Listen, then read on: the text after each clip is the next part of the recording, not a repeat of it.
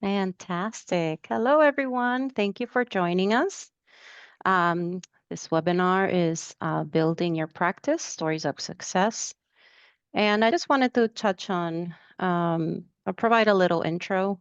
Um, the benefits of owning your own business include independence, flexibility in your schedule, and the potential for higher earnings. It also allows you to pursue your passion, build equity in a company, and gain personal satisfaction and professional fulfillment. But we understand this not maybe for everyone. But I think it's still important to understand what goes into setting up a startup or an acquisition. Today's panel will discuss the mechanics of a startup and an acquisition, and we will also share personal experiences and lessons learned. My name is Denise Bass. I am an architect here in Palm Beach County, and I'm very grateful to Amy and Heidi for joining me today. Amy Callisti, AIA Lead Green Associate, graduated with a Master of Architecture degree from Savannah College of Art and Design. She has been involved at the scholastic, local, and state levels of AIA and has built emerging professional initiatives throughout her career from her role as AIA Florida Associate Director at Large to present day at AIA Palm Beach board member.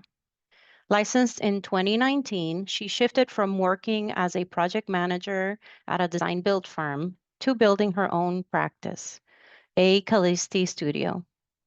Amy strives to elevate the profession's identity and impact by promoting and supporting others. As a professional, she continually crosses the threshold of our confined workspace and engages in opportunities to strengthen communities. Heidi Rodriguez, AIA, decided to pursue architecture after having spoken to a complete stranger at 16 years old. Heidi was about to graduate and was not sure what career she wanted to pursue. And it was a conversation with a stranger and her passion for math and drawing that directed her path towards her successful career in architecture. Heidi went on to earn her bachelor's in architecture from the University of Florida and her master's degree from Florida International University. In 2022, she became a registered architect. Heidi was able to accomplish this incredible goal while being a devoted, attentive mother of two children under the age of 5 and continuing to work full time managing a multi-million dollar project. Heidi has achieved her goal of owning an architectural firm, and she enjoys making a difference in the architectural industry. You're muted, Amy. Whoops. Okay. I am honored to introduce Denise Bass, AIA. She is a personal mentor of mine who has been there for me countless times to talk me through difficult moments, both professionally and personally. And I'm grateful for her guidance and our memorable lunch dates. Denise is a Puerto Rican native, Florida registered architect with over 28 years of experience in all facets of architectural design and construction. Denise has received sustainable accreditations from the USGBC and the FGBC as a green building professional and certifying agent. She is CEO of Civil Design Inc. and founder of Green Path Florida LLC. Denise enjoys guiding stakeholders on determining and meeting green building certification goals. She is an active member of the AIA Palm Beach chapter and served as chapter president in 2018. Denise is the president of the Palm Beach Foundation for Architecture, has served on the AIA Florida Resilience Committee, and currently serves on AIA Florida's Women in Architecture Committee. In 2022, Denise was awarded the AIA Palm Beach Gold Medal, the highest award that AIA Palm Beach can bestow. She was the second woman to receive it in the chapter's history. Thank you for that introduction, Amy. So with that, we are going to begin our presentations. I am going to begin sharing my screen. I'm going to turn off my video so that I don't distract.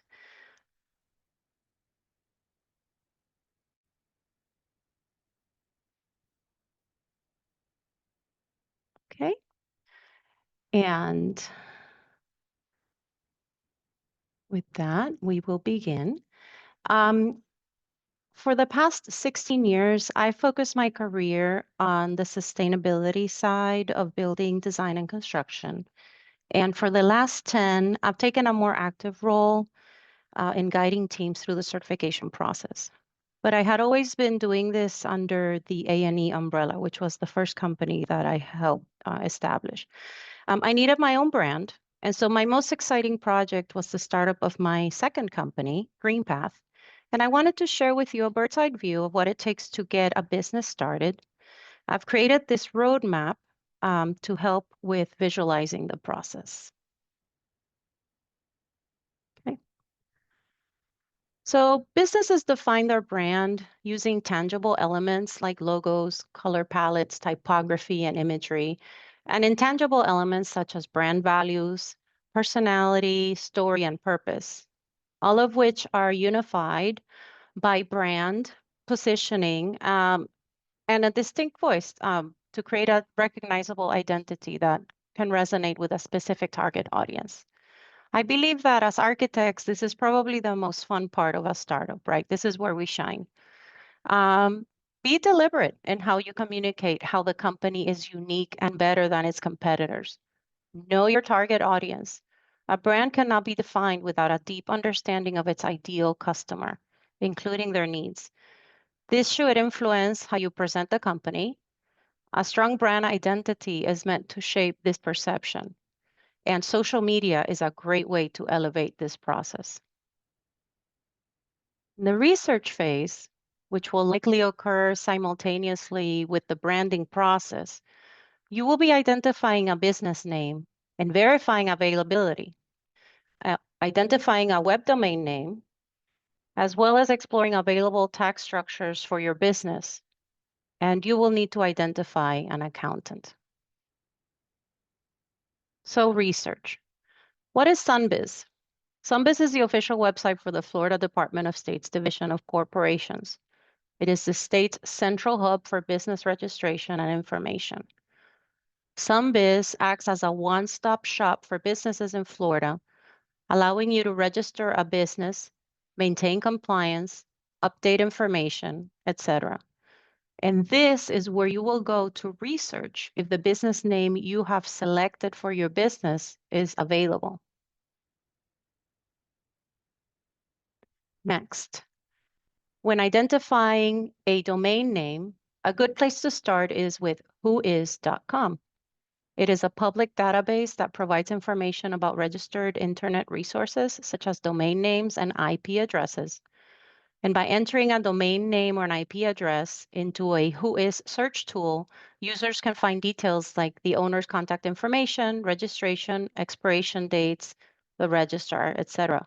But also, obviously, to see if it's taken. It is free to look up domain names. This is where you can also purchase your website domain name. This may impact your decision on your business name on Sunbiz, right? You want your name, your company name, and your web name to be a match, ideally. So go back on Sunbiz. These are two searches you're going to want to do concurrently. And I'd say don't wait too long to finalize once you've decided.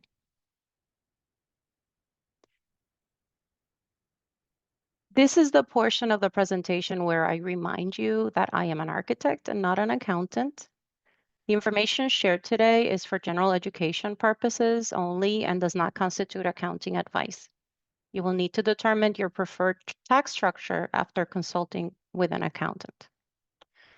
In Florida, the main tax structures for a business are pass-through entities, which avoid state corporate income tax, C corporations, which are subject to a state corporate income tax, S corporations, which allow a business income and losses to be passed through to its owner's personal tax returns, avoiding double taxation that affects traditional corporations. An LLC is a business structure that blends the liability protection of a corporation with the operational flexibility of a partnership or sole proprietorship, protecting the personal assets of its owners or members from business debts and lawsuits. In other words, owners are not personally liable for the business debts, obligations, or lawsuits. A sole proprietorship is the only Florida business tax structure that is not allowed to obtain an EIN because the owner is the business and user, and uses their personal social security number for tax purposes. However, a single member LLC that does not have employees can also use the owner's social security number instead of an EIN, but you may choose to get one for other reasons. So how do you choose? Your choice of tax structure will depend on several factors, including liability protection, right? Separating personal and business assets, growth potential, whether you plan to seek investors, um, your management style, the number of owners and how decisions are going to be made, and the administrative burden, the level of required paperwork. Please note that you can practice under your full legal name, example, John Doe Architect, as a sole practitioner without qualifying a business. If you practice in anything other than your full legal name, so for example, John's Architecture Services, as a sole proprietor, you are required to qualify the business organization. But please remember to consult an accountant to fully understand these decisions. Understanding your business structure, you will now move forward to secure your incorporation documents. You will begin with your FEIN, Federal Employer Identification Number, and this is an IRS application process. I did want to mention as a side note for LLCs that an EIN is optional for some LLCs, but if pursuing public work, please be mindful that the alternative is using your social security number and it would go on every public RFP. Here I've included the steps in obtaining the EIN. This presentation will be available after we finish. An EIN is crucial for business startups because it allows for the separation of personal and business finances. It enables the filing of business tax returns, provides a professional business identity, and is necessary for hiring employees and establishing business credit. Next, you will file with the state. We're going to go back to SunBiz. The state of Florida has a very informative guide that takes you step by step through this process. You will need to know your EIN number or have your social security number handy so that you can develop and obtain the articles of incorporation. A certificate of authorization, also known as a business license, used to be required, but as of July 1st of 2020 is not required anymore. But if you intend to engage in the practice of architecture as a business organization, you must apply to be the qualifying agent of the business organization. The next step is to register and pay for the local business tax, which is in essence a license to operate locally. This will be requested for any government-related work. You'll have to submit that. In my case, I had to register with the city of West Palm Beach first, which included obtaining a certificate from the local fire department and zoning department approval. And then I was able to register with the county. Each municipality website should provide information needed, and the requirements will vary depending on your location. These last steps can occur in any order, but I did want to mention that at some point in this process, you will need to open a bank account to separate your business assets. And whether you have some investment capital or are using your very first client payment to open a business bank account, you will need to have your business formation documents, your EIN number, and any operating agreements on hand to bring to the bank. Certificates of insurance. A certificate of insurance requires that you understand your liability requirements and secure the adequate levels of insurance. This will be often client dependent. An architect should carry at a minimum, professional liability insurance, also known as errors and omissions, general liability insurance, and workers' comp insurance. unless you're by yourself. There's an exemption available for that. Professional liability insurance protects against claims of negligence, errors, or missed deadlines that lead to financial loss for a client or owner. A note of caution with liability insurance, I've been told by my agent, I can amend my P&L policy on insurance limits at any time. However, there's an issue with increasing your limits after you've signed a contract because they are not necessarily retroactive. Meaning, if you sign a contract with limits and start providing services, any future claim on that project will look back at your limits the date you signed that contract. Okay, just a word of caution. General liability insurance will cover claims for bodily injury or property damage to third parties that occur at a project site or because of your business operations. And workers' compensation insurance is only necessary if you have employees. This is legally required in most states and covers medical expenses and lost wages for employees injured on the job.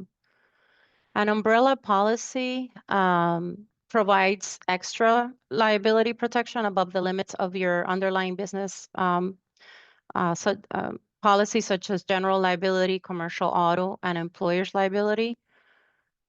However, an umbrella policy will not increase your professional liability limits. So please be aware of that. And there's other important coverages like cyber liability insurance, business interruption insurance, and commercial auto insurance. You may also choose to obtain your state of Florida women-owned business certificate, which I believe they're still awarding, or a certificate for veteran-owned small businesses, also through the Office of Supplier Development for state contracts and other opportunities. Certificate holders are referred to state agencies seeking to include supplier development in purchase orders and contract opportunities and provide inclusion in a state certified vendor database. An SBE certificate certifies that a company qualifies as a small business enterprise, usually issued by a state or local government agency. The certification grants businesses access to a set aside of contracts, set aside projects, training, and networking opportunities that are not available to non-certified businesses. This does open a lot of doors when you're a small operation. Register as a vendor with any public entity you wish to pursue business with. The CCNA, or Consultants Competitive Negotiation Act, is a Florida statute that dictates how state agencies and public entities select consulting firms for engineering, surveying, architecture, and other professional services. And businesses obtain their CCNA certification with the agencies that they wish to do business with. Okay. I urge you to join organizations while promoting your business, participate and network. Go live on your website, sponsor events, and get your name out there. And that concludes my presentation. I'm going to turn it over to Amy. And I'm going to unmute myself. Okay, so I do not see the share. I will figure this out. Oh, I had to make it bigger. I got it.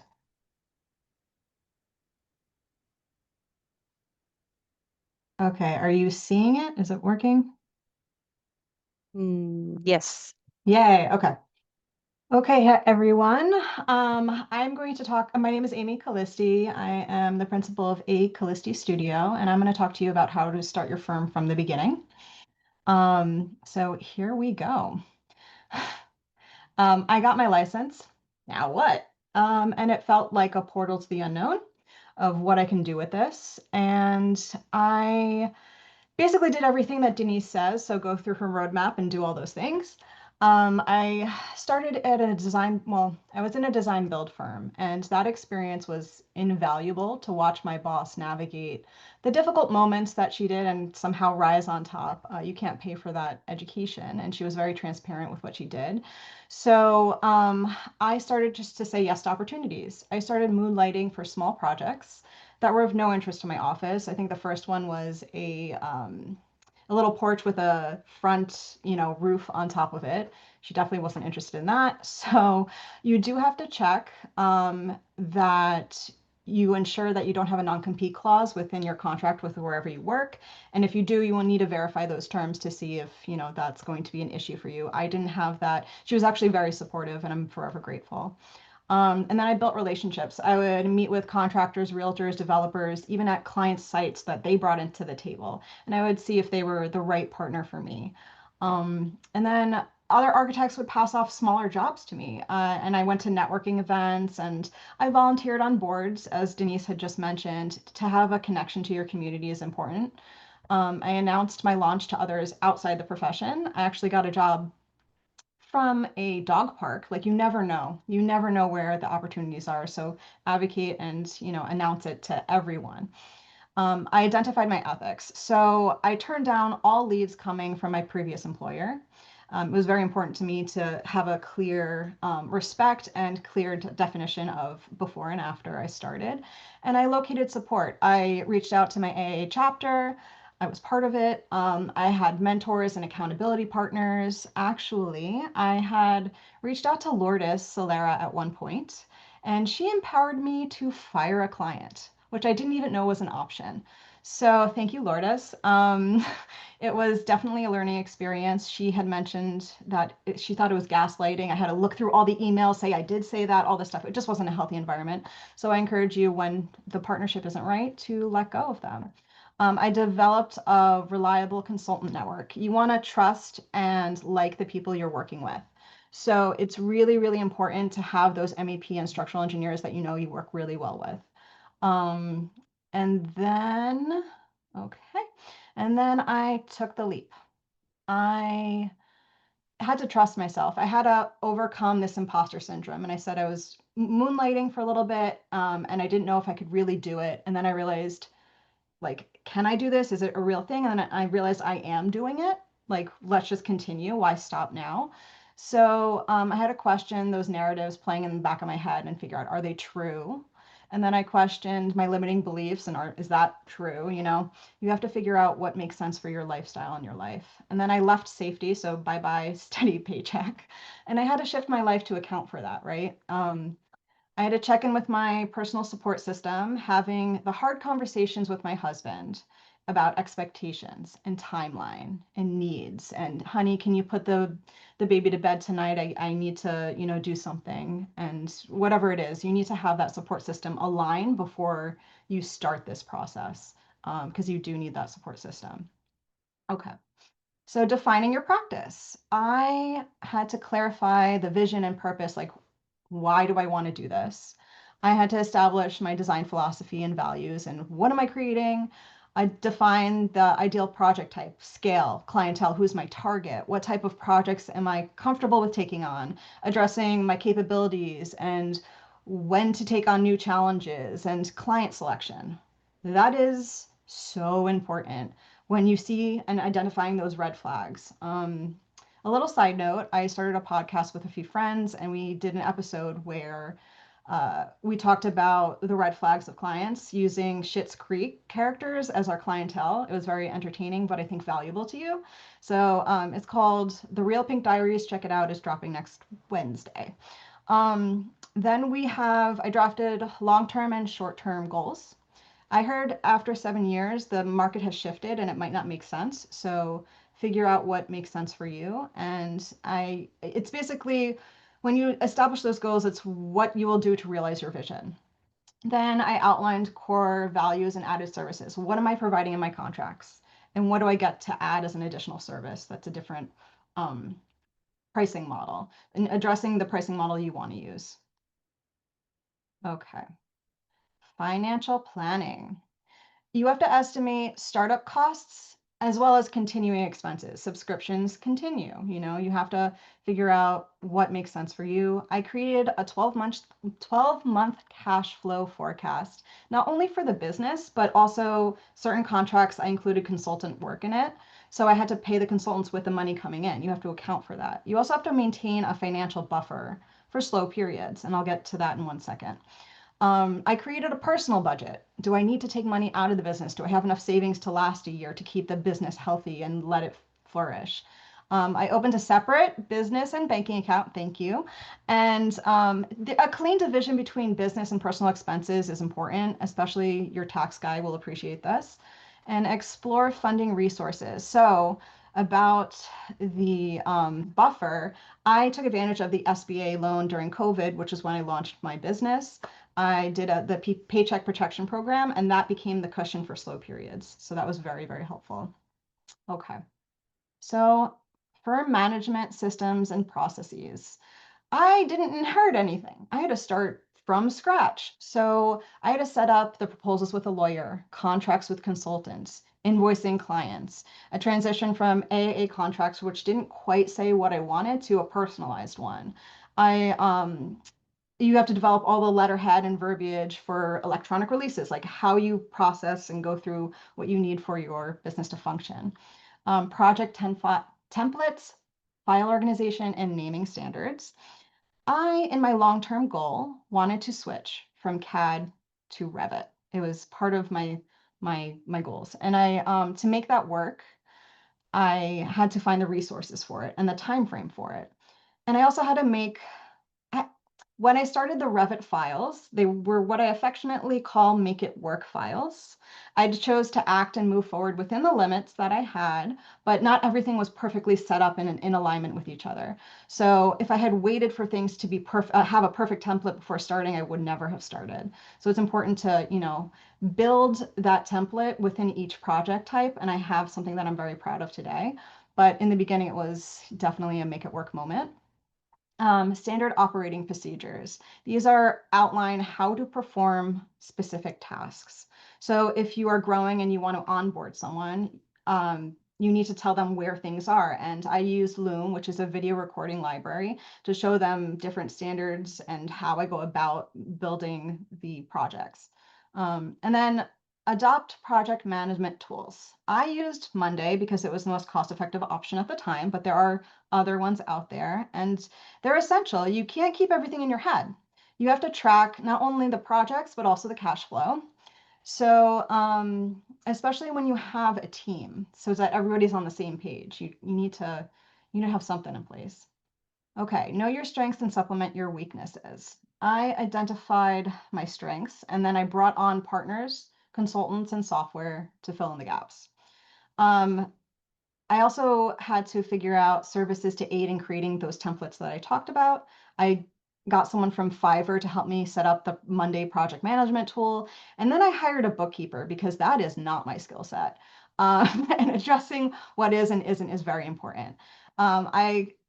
Collaboration multiplies results, not divides tasks. So I would get a call from someone with a project that was a little bit beyond my scope, and I didn't want to pass up on that opportunity. So I partnered with larger firms to see if there was a possibility that we can work together on them. And I learned from those projects and brought it back to my other projects. So if you want to grow, don't say no to things that you don't think you can handle. Find a way to make it work.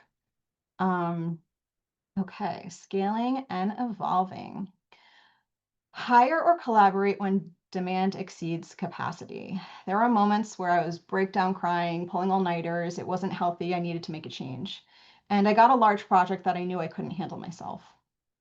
And I didn't have all the systems in place like Loom that I talked about to onboard someone smoothly. So I had to figure out, like, what is my next step? And I reached out to a previous coworker who worked really well with me, and I showed him what I was doing, and he aligned with the vision and mission of what I was doing. And I am forever grateful to this man. I would not be here without him. I think he's watching, so thank you so much. And he helped me build essentially the practice to the next level. You evaluate employees versus independent contractors. He was an independent contractor, but he was full-time. So he helped me with the workflow, and on downtimes, he developed the system. We developed the systems together. We created a studio environment together. We had critiques. It was like the missing puzzle piece that I just needed. And I miss that collaboration, and he might be joining me again, so we'll see where that goes. You need to revisit and refine your business vision regularly. Everyone who was brought into the firm needs to align with that vision and mission. I present it to them every time. And I encourage them to bring their own perspective and value to add to the firm. We sit down together, we talk about what's working, what's not working, and what can change or what can be added. And I wanted to build a culture where stress was reduced as much as possible, because stress comes from placing expectations on people without them having decision power. So I wanted them to have their voices heard. I explored new niches with different service areas. I got into 3D printing projects because I was interested in new technologies and materials and processes. So that's where I'm growing in that sector. And then grow sustainably. You want to avoid overcommitment and burnout. We're going to have a story about burnout. That's me in burnout. That was a month ago. So it happens. Okay. And you can read this later, but I want to tell you my story of this picture. I had a project where the contractor completely changed and built it and then told me after we need to make it work. And I didn't know how to go about this. It was a make it work moment and I felt overwhelmed, and the fire code, I had to go into that, and it just wasn't comfortable.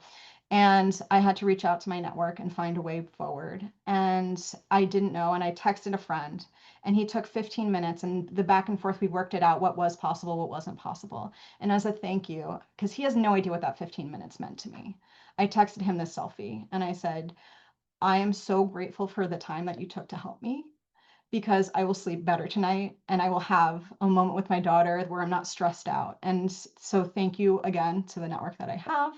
Um, at AIA Convention 2022, which was Lourdes' convention, Empower and Elevate, there was a session about burnout presented by Mike LaValle. And I was ugly snot crying in that presentation, recognizing that I was also suffering from postpartum. But that's where I learned a bunch of these different types of burnout, and you can look them up, and it's very, very important. And I want to highlight that the power of saying no is very important, and therapy has helped me. And I encourage anyone owning a business to go to therapy. It is really, really helpful.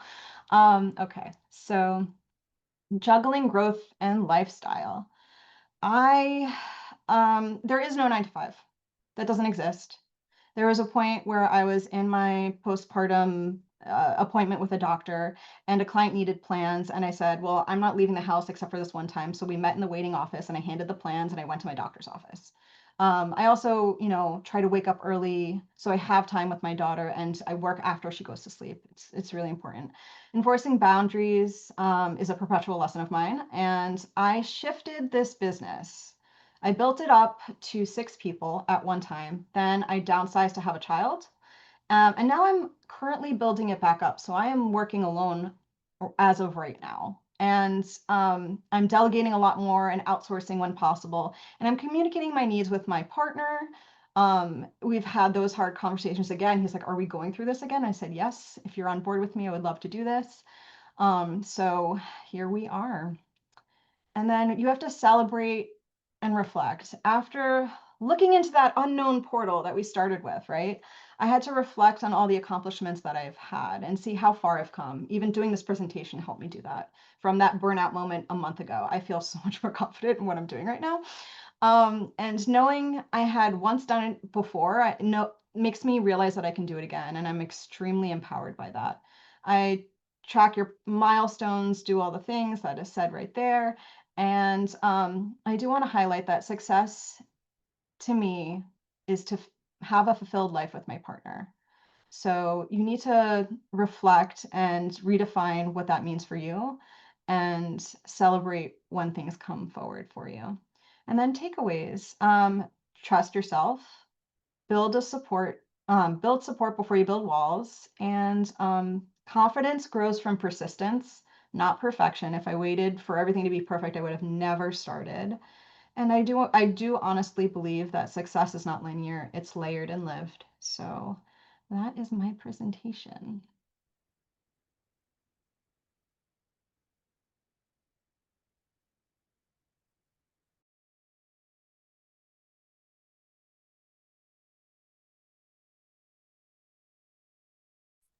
And I will introduce Heidi as next. So I was going to say, Amy, thank you for sharing such an inspirational story. I figured I was just up next, so let me go to the screen. Let's see.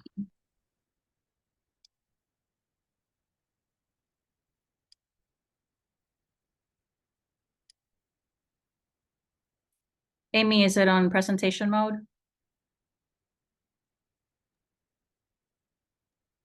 I thought I stopped sharing. Didn't, yes, I see yours now. Yes, you're good. Okay. Very good. Good afternoon, everyone. My name is Heidi Rodriguez. And I'd like to start out by thanking Denise and Chrissy for thinking of me for this event. I'm honored to have been invited. And Amy, thank you for sharing your story. I do see a lot of overlap between yours and mine, even though the path we took are completely different. So a little bit about me. I'm 37 years old, and as Denise mentioned earlier, I'm a mom of two little ones. I have a boy and a girl. And my husband and I moved to Broward approximately 6 years ago.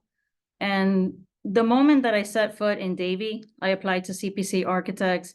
And I remember sitting in my car, sending that application and telling my husband, I have a feeling that I'm going to work there for a very long time. And I guess, boy, little did I know. Then I got licensed in 2022 and I blinked and became an owner. So a little bit on CPZ, we're a 21-person firm. We have 7 registered architects. We're headquartered in Plantation, Florida, and we also have a second location in Vero Beach. And for the sake of clarity, because you're going to hear these names be thrown around throughout the duration of the presentation, I put up here, this is Joe Barry. He is my business partner. And Chris Zimmerman is the previous firm owner that we bought the firm from earlier this year in June. And I see in the attendees that they both managed to sneak in here. I'd say that one of the biggest questions that gets asked of me whenever I explain this transition is how did you get here? What were some of the personal considerations that you had to take into account before you took such a big step?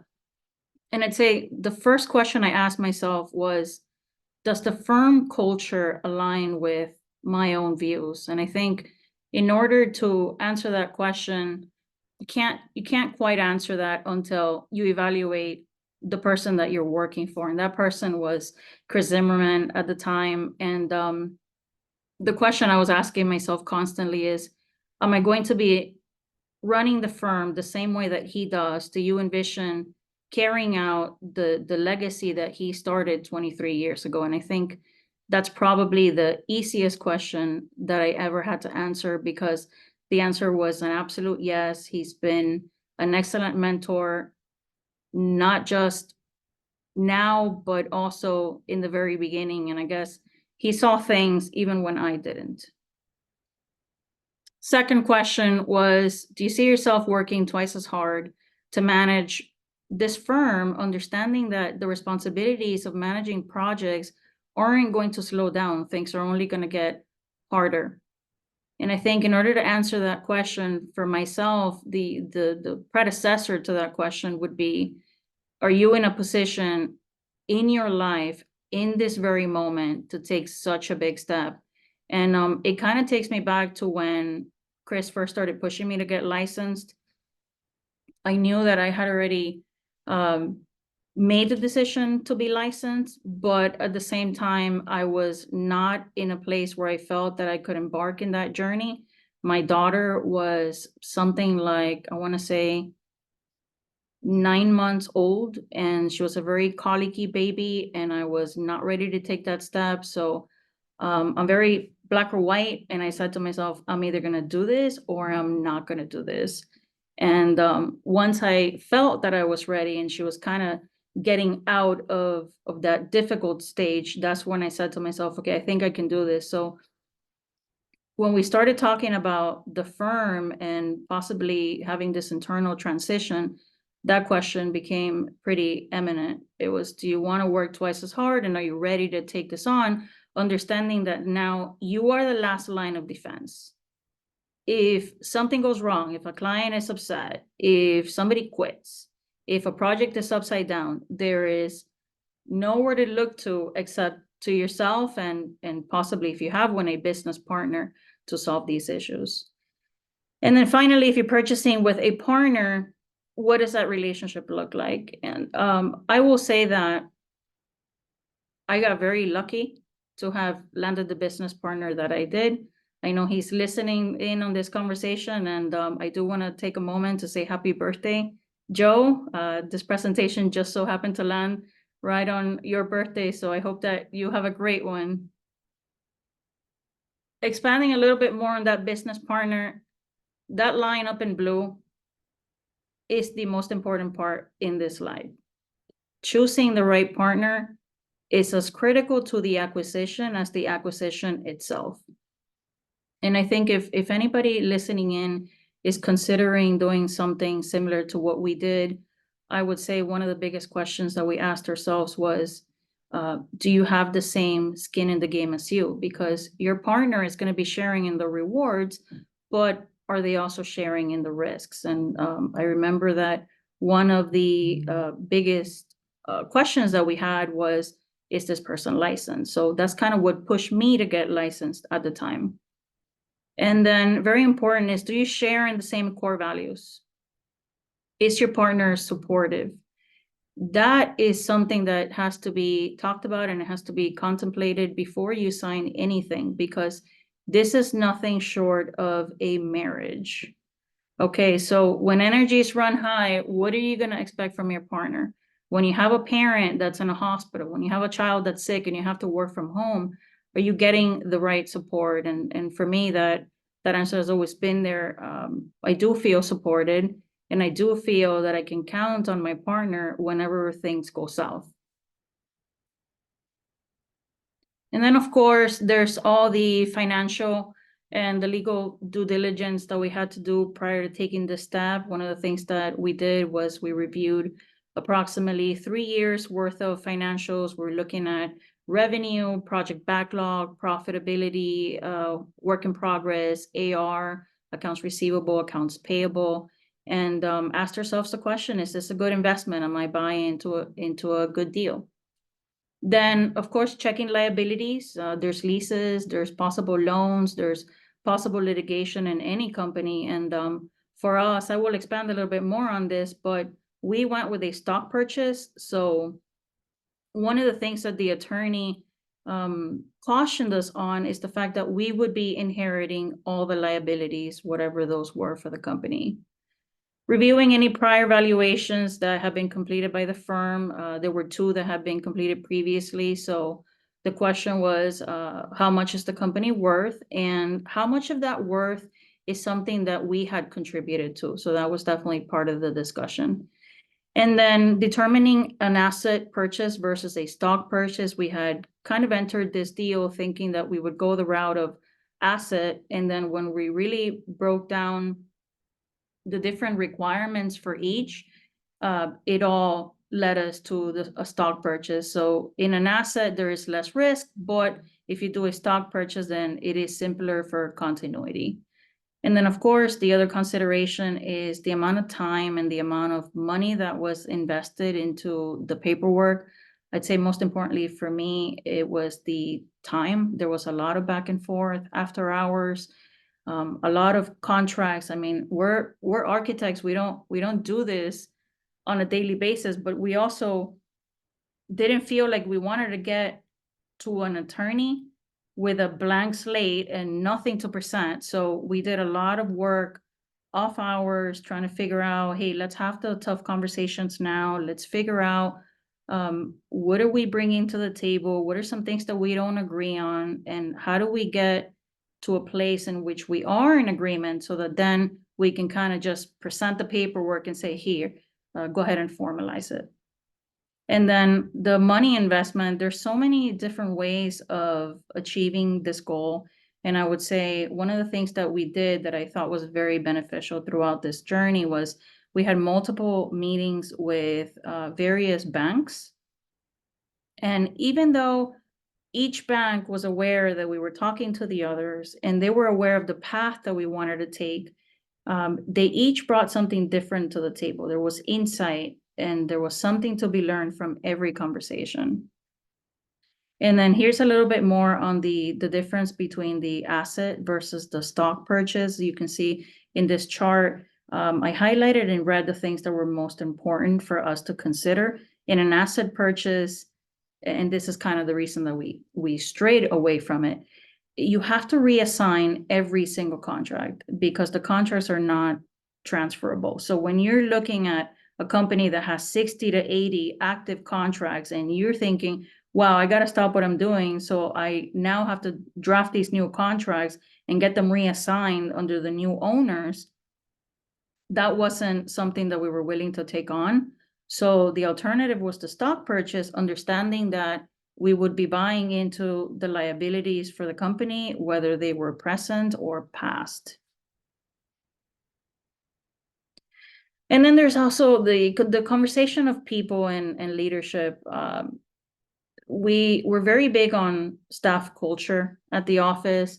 And one of the things that we assessed was turnover, morale. How do we present this to staff in a way that is well received? And we didn't just bust out of nowhere with, hey, you got new owners. There were steps that we took. Chris is on the line. He's well acquainted with this. He had presented office retreats that I believe might have started around the same time that I was hired, about 6 years ago. And in these office retreats, we would take the whole staff away and kind of present what that 5-year plan looked like. What did he want out of the company? Where was the company headed? And then finally, I want to say a few years after that first retreat, there was an announcement that he kind of wanted to step back a little and he didn't want to worry about the finances too much anymore and the profitability of projects. So that led to us eventually being announced as vice presidents. And we were vice presidents for approximately, I want to say it might have been like a year and a half. The company had never had vice presidents. So I think that announcing that to the staff was a big shock, but it was well received. And then finally, we proceeded with all the attorney paperwork and presented the final purchase, took everybody to happy hour, and received such a warm welcome from everybody. Then once you sign the paper, you got to figure out, what decisions am I going to make moving forward? Are you going to go this route where you're going to change everything, or do you want to leave everything exactly how it was? And I think for us, we were very grateful, and we acknowledged that Chris had built something that had been successful for the past 23 years, and there really wasn't anything much that we wanted to change. Sure, there were minor improvements, but I do think that some people go down this path and have the conversations that are on the left here. Hey, do we want to brand this company differently? Do we want to change the logo? Do we want to change the company name? A lot of people, they joked around with me and said, well, it's no longer CPZ. Those are Chris's initials. It's a JJBHR now. And we said, no, we're not interested in that. There is value in those 3 letters. They are the 3 letters that our clients have grown to know and trust. And so that wasn't something that we were interested in doing. But again, these were all discussions that had to take place prior to us signing. Then other considerations, personal relationships. I keep going back to this because it's so important that you like the people that you're doing business with. There will come a time in which there will be difficult conversations to be had. There will be things that you don't agree on, but ultimately, do you know, care, and love the person on the other side? And I think if that is the answer, then you're headed in the right direction.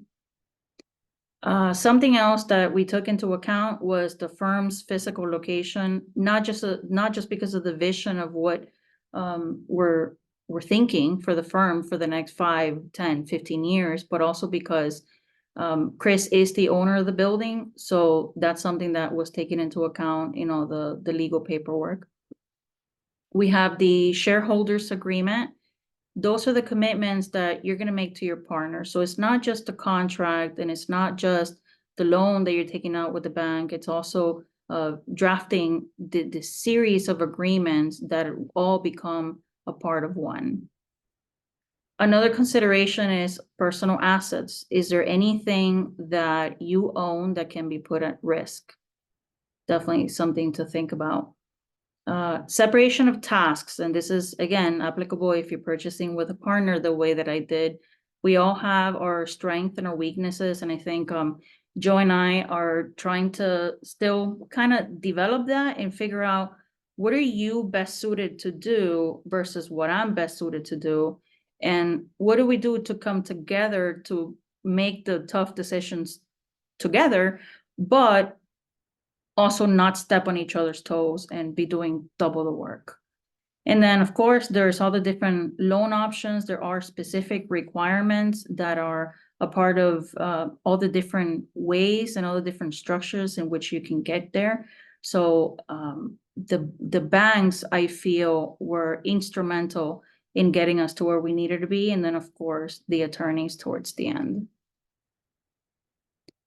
So if I had to summarize this and give advice, I would say, don't be afraid to put in the work. I think that was one of the reasons that I was considered for this partnership. You do have to rise to the occasion, not be afraid to say, I don't know how to do this, but I'm going to take a stab at it. And if things end up not headed in the direction that you're envisioning, don't be afraid to stand your ground, speak up for what you want, speak up for what you believe in. Rely on the people that were there, that helped you grow, that helped you get to where you wanted to be. And most importantly, rely on your family members. I don't think that I could have ever gotten here if it wasn't because I have my husband's full support. He is also an architect, and I mean, we have the two kids. He knows that I work a lot more hours than he does. So without his support, I don't see myself ever having gotten to this point. And this last bullet is really important. Don't compare yourself to other people. I think I did that for a long time until I realized being different is a good thing. There's nothing wrong with doing things different to the way that you have seen them done previously. And I will wrap it up with these two quotes that I always come back to in my life. Remember that the minute you take your first step into the life of your dreams, the first to greet you there will be fear. Nod, keep walking. And second, never give up on a dream just because of the time that it will take to accomplish it. The time will pass anyway. Thank you. Fantastic. Thank you so much, Heidi. And thank you so much, Amy. We do not have any questions on the Q&A. We do have a few minutes left, so if anybody has any questions, please go ahead and type them up in the Q&A. In the meantime, Amy, we had a question coming in. Can you confirm the name of your podcast? Yes. Hi. It's me and two other girls, and we talk about honestly the woman behind where you are today. But I also did something about, clients' red flags. And it is called The Real Pink Diaries. And I just actually posted a link in the chat of a website that links it to whatever platform you listen to. You can click on it. It takes you to the latest episode, but you can look at the episodes. And the one I talked about for the red flag, green flag, that's coming out next Wednesday, so it's not out yet. But feel free to listen. It's empowering to hear other women's stories, and that's the reason why we started it. Awesome. And it is in the chat. So the links have been posted on the chat for you guys to look at. I also want to mention that our presentations are posted on the resources. So if you want to download any of these presentations, that is available for you there. And I also want to give a shout out to the AIA Palm Beach Women in Architecture. We are hosting an 8x8x2. Chrissy, I can't open the graphic here. Is there a way to open it up? I know it's in the resources tab. It's December 5th, Friday from 6 to 8 at the Lighting Lofts in Jupiter. And we do have a few questions as well that just came in the Q&A, Denise. Okay. So I have a question here. Thank you to the three presenters. Denise, do you think social media is crucial in this day and age, or do you think website and in-person connections still work? Then there's a question for Amy. So let me address that. It just depends on your audience, right? Who's your target audience? So you know that best. For me, attending meetings, events, networking, and just by professional work is how I drum up my work. But I know that a lot of people benefit from posting and videos in social media because you are showing and highlighting your expertise, and then word of mouth occurs. Um, so I think that's going to be, I don't know that it's crucial. I just think it would have to be specific to the target audience. Um, Amy, can you qualify that large project that came in when you invited a former coworker to work with you? How much bigger or complex was it compared to anything you had done before? I may be in a similar situation. And I'm sorry, let me finish this one. Heidi, you said we and us a lot. Who are you referring to? Is this you and your husband? So Amy, if you could take yours and then pass it on to Heidi. Mine was a mixed use project, a very large mixed use project. I'm trying to remember how big it was, but it was like a corner block. And I came on, the way we structured it is I came on as a consultant to, they really took it on. I was like attached to it, since they had more of the resources on how to go about it. And I don't know what else was part of that question, but it was very, very effective and lucrative. But you have to also, I shopped around, like I had to find the right fit, because I proposed it to other people and they just were like, we really can't fit you into our framework, like either hand it to us or like thank you anyway. So you have to find those right people. Am I next? Yes, If the we and the us. I don't know, I guess if I said we and us a lot, I think I probably meant Joe and Chris because I only brought up my husband at the end. And the reason it's we and us, it's because it took all three people to come together to create the paperwork and to come to an agreement on all the things that became a part of that contract. So it is a marriage. It is nothing less than a marriage. Yeah, Absolutely. I would second that. The only way am able to do what I'm doing is because I picked the partner I picked. So it's extremely important. He is as much part of this firm, even though he's not working in it, than anyone else that I hire or anyone else that I partner with or whatever I go about. All right. And Lourdes is asking, well, she's saying, fantastic presentation. Is there anything you would do different or sooner knowing what you know now? I have something. I think I would have sat down with Joe earlier and we would have tried to at least figure out what he's going to do versus what I'm going to do. Because now we're just winging it, trying to figure it out on the spot. Hey, I think you're better at this. Nah, I'll take it over. For me, reaching out for support quicker and sooner and getting into therapy, honestly. The emotional load that going through this journey has on you cannot be ignored. And I was more into, oh, what's the business side of it? Not understanding the full aspect of this will affect your life, and your life works in tandem with the business. So marry them appropriately, because you need to model your business after the lifestyle you want, not the other way around. All right. And Nati's saying, I would like to thank all of you for presenting today. It would be great to have a follow-up at a certain point to get to the next level of conversation regarding the benefits of LLC, sub S, etc., as well as the purchase agreements, and involve CPAs and attorneys that contributed to your success. Absolutely, Nati.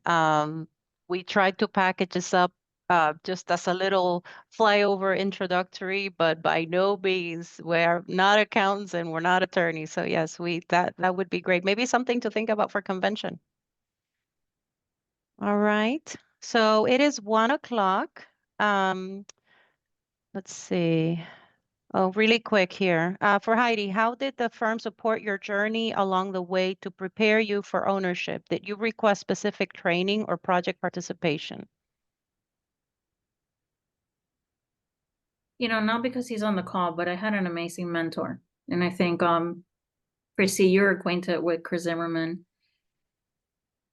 I don't know what Yes. else to say except to say that he was just the right mentor, a kind person, saw some things in me that maybe I didn't see at the time. And I remember one of the biggest ways that he supported me was when I was getting my license. We had that multi-million dollar project that Denise brought up. And I told Chris, this project is going to take a lot more than 40 hours a week. And I'm willing to do that, but I'm not coming in on Saturdays. I will come in on Sundays, but not Saturdays because I have to get licensed.